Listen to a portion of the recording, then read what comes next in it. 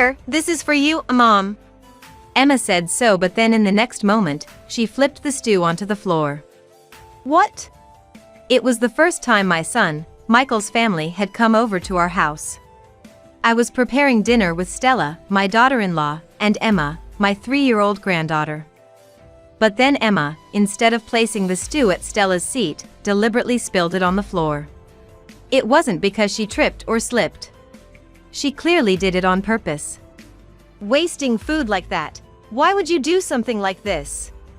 I couldn't help but scold Emma harshly.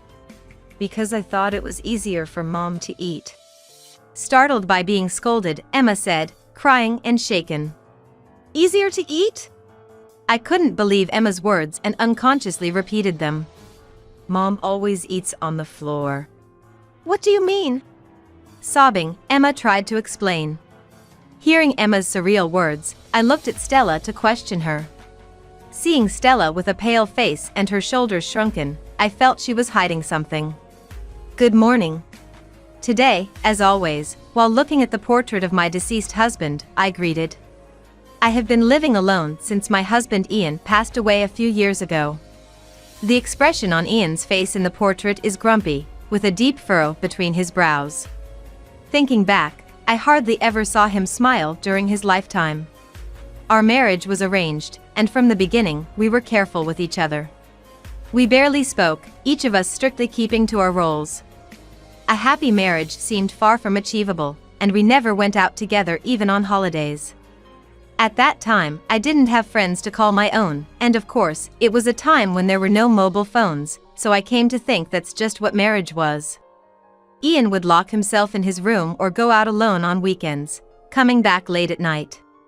And sometimes we wouldn't even talk at home, always an icy atmosphere prevailing. Yet, my in-laws were persistent in wanting to see a grandchild. Suspecting illness due to the lack of childbirth news, they urged me to go to the hospital repeatedly. Ian, for his part, seemed annoyed being nagged, shared the bedroom with me just for one night. Luckily, I became pregnant and decided to pour all my love into raising the child.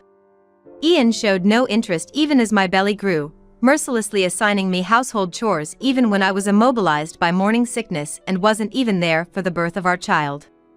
When I was too exhausted and asked Ian for help, he dismissed me by saying he was busy. However, when our son Michael was born, Ian changed as if he were a different person and actively involved himself in parenting. For the first time, Ian suggested we go shopping together with Michael. What kind of picture books should we read to Michael? I couldn't hide my joy and spoke to Ian more than usual. Wouldn't this outfit look nice on him? Contrary to my excitement, Ian still had an angry look. He hardly responded and dismissed all my choices with a sigh and told me that he would decide everything. I wanted us to cooperate in parenting, but Ian rejected everything I tried to do or say. Only a man can understand what a boy needs. And eventually, even when feeding Michael, he said he wanted to focus on the meal, so he moved to a separate room. Ian was quite strict about everything from how to hold a fork and a knife and to the order of eating. It took 6 months before Ian approved of Michael's eating manners and allowed him to eat with me. The first time I saw Michael eat, I was astonished by how neatly he did it. He never complained or showed weakness, focusing solely on his studies and not playing with friends. Michael, well done. Why don't you take a break sometimes? I tried to comfort Michael with some cake as a snack while Ian was away. Sweets aren't good for the body. He refused without even glancing my way. As Michael entered high school, he joined the baseball team, wanting to train his spirit, and became a star pitcher of the team. Even after that, thanks to his disciplined effort, he tackled everything with all his might and graduated top of his class from a prestigious university known for its difficulty. Raised by the strict Ian, Michael grew up to be so graceful in his movements that people passing by on the streets would stop and stare. It seems he was even approached by several women for dates. I once saw Michael sighing to himself. Michael, isn't there someone you're interested in? I find it more meaningful to spend my time honing myself, rather than romance. His response to my casual question was marked by an even deeper sigh. Eventually, Michael made neither friends nor lovers, always a lone wolf, establishing himself as an object of admiration from afar. After university, he landed a job at a major publishing company, enviable to many. The publishing company kept him busy, and Michael lived a life of constant business trips, hardly ever returning home. He woke up early every morning and returned home on the last train. With such a lifestyle, he had no chance for encounters, dedicating his days to work alone. Even the formidable Ian would be asleep by the time Michael came home, so I secretly prepared snacks for him. A man's body is his capital. Ian had always fed Michael a perfect meal of one soup and one dish, and so he was forbidden snacks, especially midnight snacks. However, no matter how balanced the diet, it was clear that the hard-working Michael was gradually losing weight due to insufficient nutrition. He's going to collapse if he keeps this up. Michael initially refused the midnight snack, wanting to go to bed early. But one day, after exchanging such words several times, Michael's stomach growled loudly, cutting off his words. "The stew is ready." I said, "I want to go to sleep." "See, the stomach doesn't lie," I gently told Michael, who turned bright red and looked down. "Is it really okay for me to eat?" "Of course. I made it for that reason." "Thank you." With a slightly trembling voice, Michael carefully brought the spoon to his mouth. Then, with his spoon in his mouth, Michael froze. "Michael, what's wrong?" "It's delicious." It seemed the taste was shockingly good for Michael. He devoured the steaming stew, even asking for seconds. After finishing 3 plates, Michael showed a smile I had never seen before. "Ah, this is the best feeling. I didn't know there was something this delicious. You've worked hard every day. I'll prepare a snack for you tomorrow night too." From that day on, Michael began to eat the midnight snacks I prepared with curiosity. Thanks to that, Michael's weight returned to normal, unbeknownst to Ian. The time for midnight snacks, the only time Michael and I spent together, became the time I also looked forward to as well. "Mom, what's for tonight's snack?"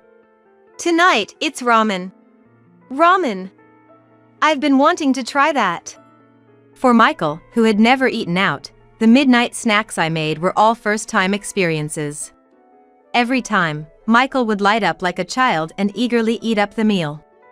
And so, seeing Michael off to work in the morning as usual became part of my daily routine.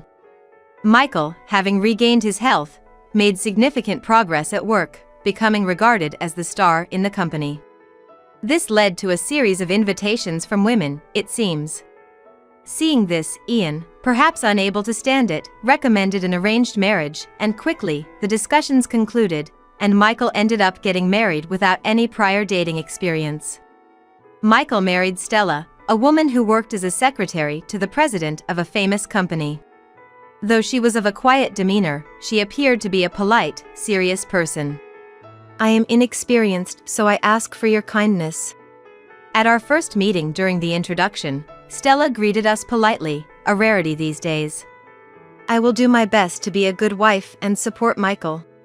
Stella smiled softly, narrowing her beautiful eyes, and I thought she looked as beautiful as a blossoming flower.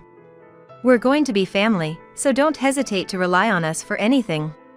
Happy as if I had gained a daughter, I exchanged contact information with Stella and told her so. Stella, coming from a family that lived a bit far away, nodded happily to my words. "Thank you very much. It's very reassuring." Then, the newlyweds moved to the neighboring town. Anticipating they might have a lot of unfamiliar things to deal with in their new life, I decided to frequently send messages via mobile phone. However, when I asked if they needed any help, Stella, who was already domestic and skilled in household chores, seemed to have quickly won over Michael's heart. It appeared Michael often had to go on business trips due to work, but they seemed to get along well, going shopping together on holidays.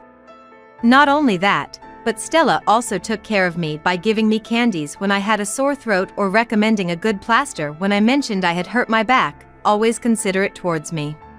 She would quickly reply to my messages, so I thought there was no need to worry. When I told Ian about Michael and Stella, he nodded as if to say, of course, making me completely at ease. I'm happy to see them so happy. Michael and Stella were blessed with a daughter named Emma in their 4th year of marriage, bringing me great joy. And I think even Ian softened a bit.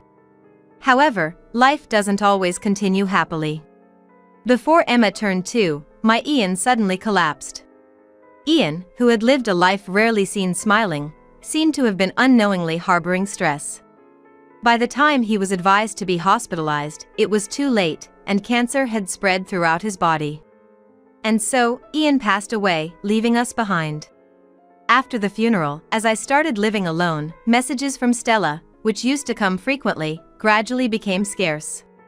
Even when I offered to help with childcare, I was gently refused, not wanting me to go through the trouble. It started after Ian's funeral.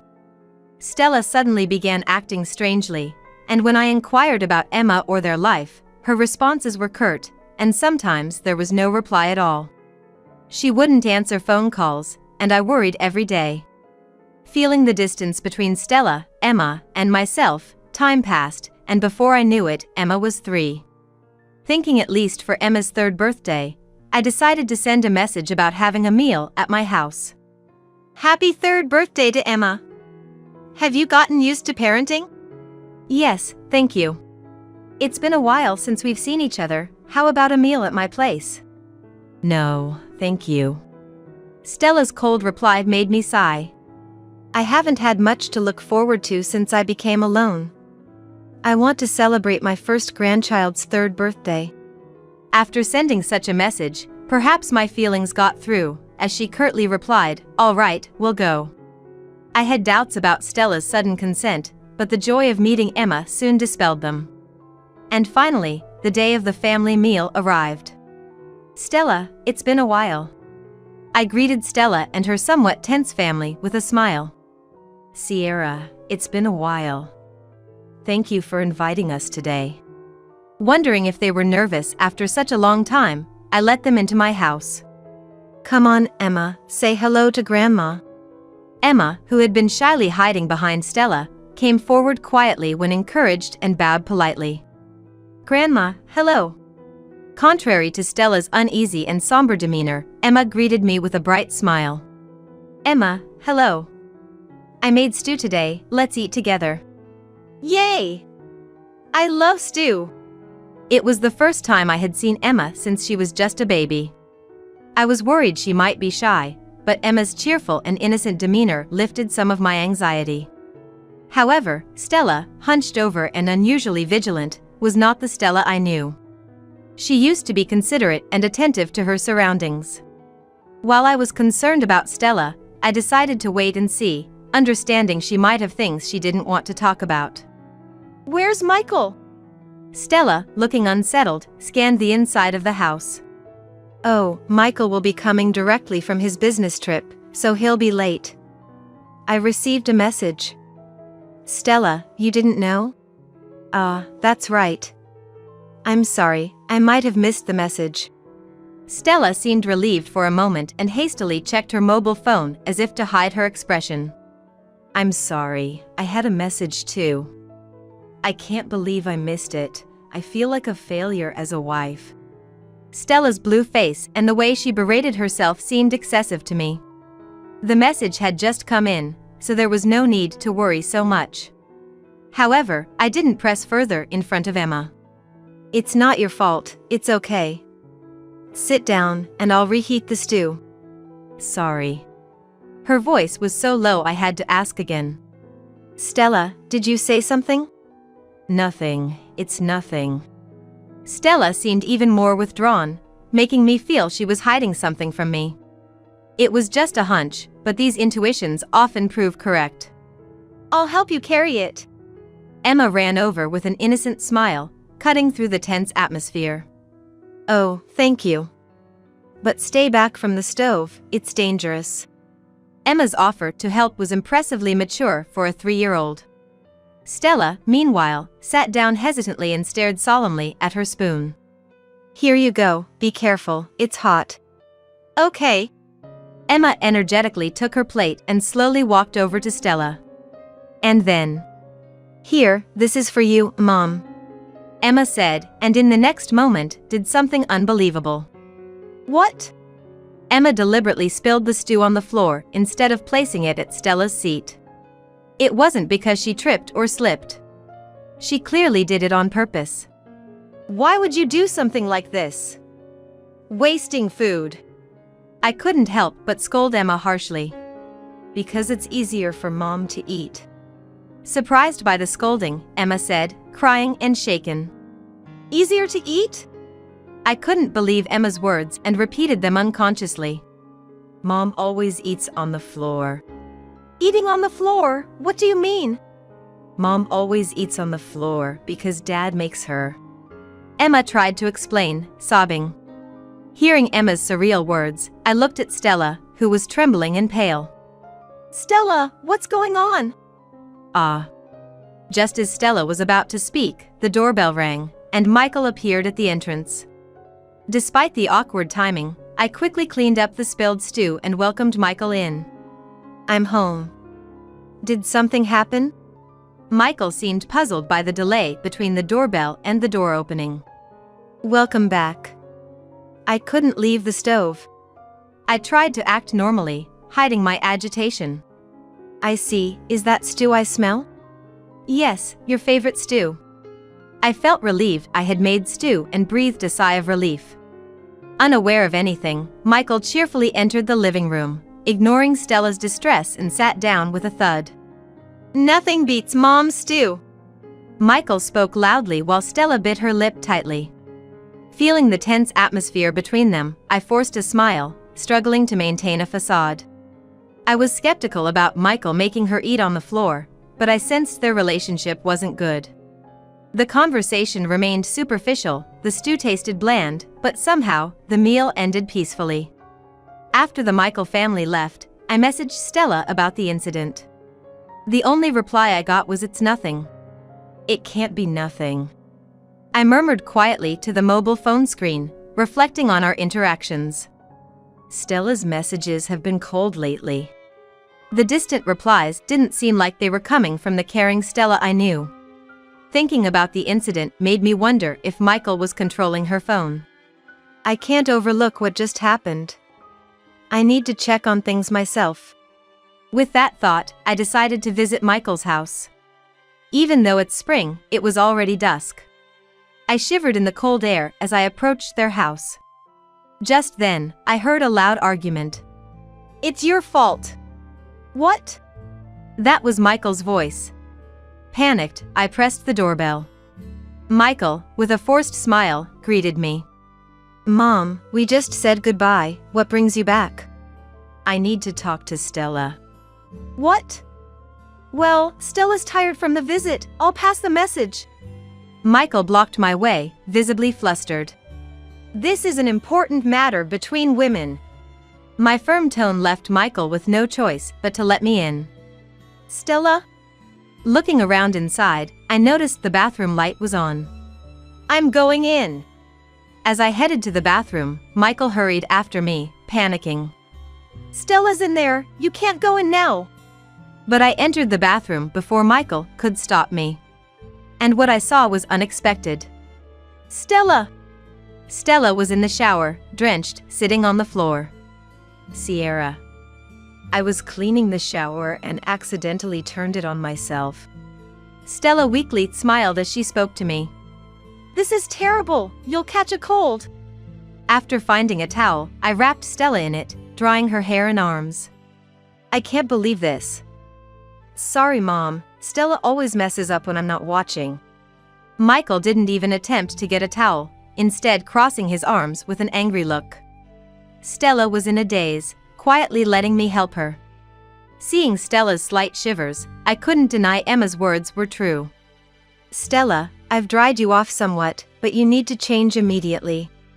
Sierra, I'm sorry. Thank you. Always like this. Stella can't do anything without me.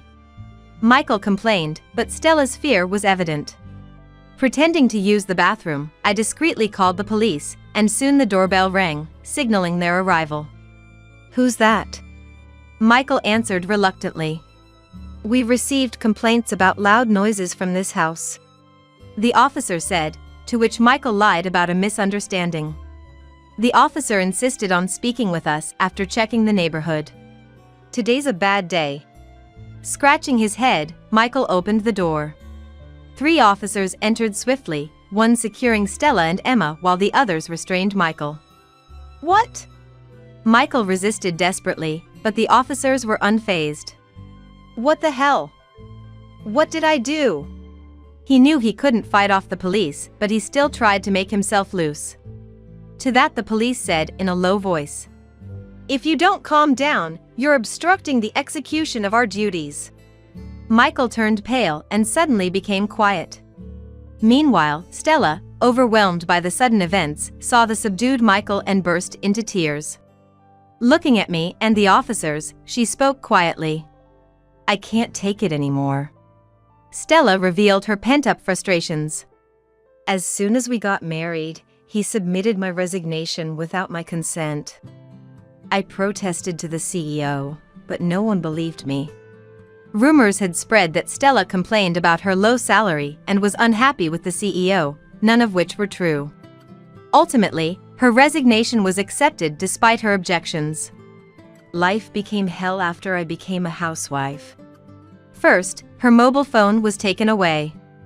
In her unfamiliar married life, it seems Stella had many things she wanted to discuss with me or her parents, but Michael wouldn't listen. Especially about meals. Whatever I cooked was always criticized as bad. I wanted to ask Sierra for recipes, but was told to figure it out on my own. At first, it was just verbal criticisms, so Stella thought she could bear it. Things got worse when Emma was born. He did help with childcare, but... Michael appeared to be a kind and good father to Emma, but his verbal abuse towards Stella in her presence increased. After Ian passed, the harassment intensified. Verbal abuse became a routine. Stella was ordered to eat meals on the floor and endured days of being overworked by Michael. When they went shopping, she was only allowed to buy what Michael specified, limiting her outings to the bare essentials. Any slight dissatisfaction from Michael, like a lightly cleaned area or a wrinkled shirt, resulted in Stella being doused with cold shower. Using water as a means of harassment left no physical marks. I had no one to turn to, it was so hard. Tears fell again from Stella's eyes. She confirmed my suspicions of her suffering under Michael's harassment. "You've been enduring all alone. It must have been so hard." I regretted not noticing the signs earlier. As I comforted Stella, I reflected on my actions. Michael faced interrogation after everything was revealed. During the interrogation, Michael sat arrogantly, denying any wrongdoing. An officer, unable to overlook Michael's behavior, pressed him hard. Why Stella acted fearfully around Michael, and the reason Emma naturally spilled the stew on the floor were questioned. Even without visible marks, harassment traces could be investigated with modern medical technology, the officer sternly stated. Finally cornered, Michael confessed.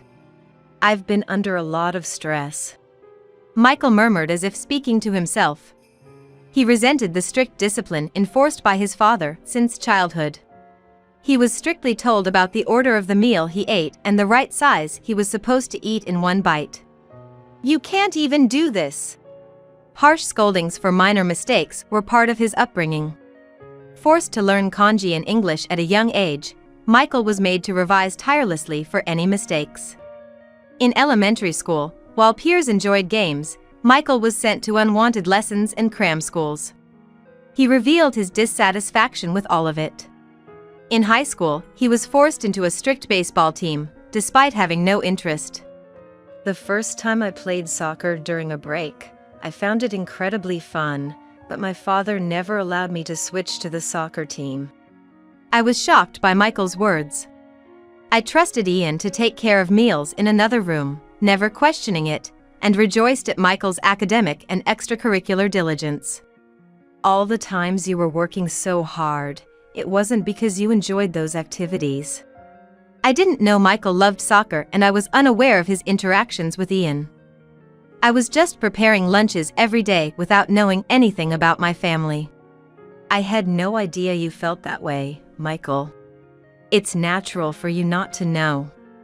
He said it was a man's promise and made me keep quiet. Michael, adeptly trained mentally, easily maintained composure without my knowledge. He didn't enjoy studying either. He was restricted from popular student activities like gaming and fashion interests. And even his love for sweets was limited. Ultimately, an arranged marriage decided by Ian added to his growing resentment. Having the marriage arranged without his consent, Michael seemed to have started feeling indifferent about everything. Even after getting married and moving away, the pressure of being married to someone chosen by Dad made him feel monitored, and the curse lifted only after Dad's death. I became obsessed with the idea that Stella should strive just like me. That was how Michael concluded.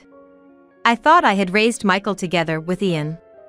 I had no inkling Michael was enduring such hardship behind my back. The guilt and powerlessness overwhelmed me. Despite Michael and Ian keeping silent, I bear responsibility for not noticing.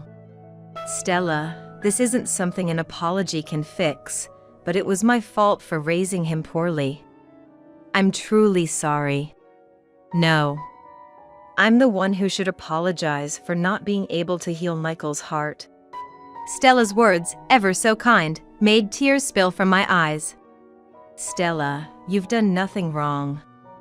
I'm truly sorry for everything. Afterward, Michael was arrested for assault. Having shared his burdens, he seemed somewhat relieved. He will now have time to reflect and make amends. Stella decided to divorce Michael, taking Emma back to her parents' home. Sierra, thank you for everything. I haven't done anything worthy of your thanks. I decided to support Stella and Emma financially in Michael's stead. Initially hesitant, Stella accepted after I expressed a desire to maintain a good relationship. I'm sorry if I made you feel uncomfortable. I'll always consider you as my family. Thank you. Having a relationship with you and Emma is a great comfort to me. Stella, having settled into her new life, seemed to regain her bright smile. I regularly received photos of Stella and Emma. She also invites me several times a year to visit Emma. Sierra, would you like to come over sometime? Emma misses you. Seasons have cycled through peaceful days since the incident. Emma started going to elementary school and even visited my house alone. Exactly, Emma, you're doing great. I was teaching Emma how to make hamburgers during one of her visits. Grandma, this is fun. Emma showed a carefree smile, shaping the hamburgers perfectly. Indeed, it's fun. It'd be nice if Mom could join us next time. Yeah. I'll make a lot. I deeply cherished these moments of happiness. Relieved that Michael hadn't inflicted lasting wounds on Emma, I wished for her to always be smiling. As we placed her small hamburgers in the pan, her eyes sparkled with anticipation for the completion of the meal. May your life be filled with smiles from now on. I whispered, as if making a vow.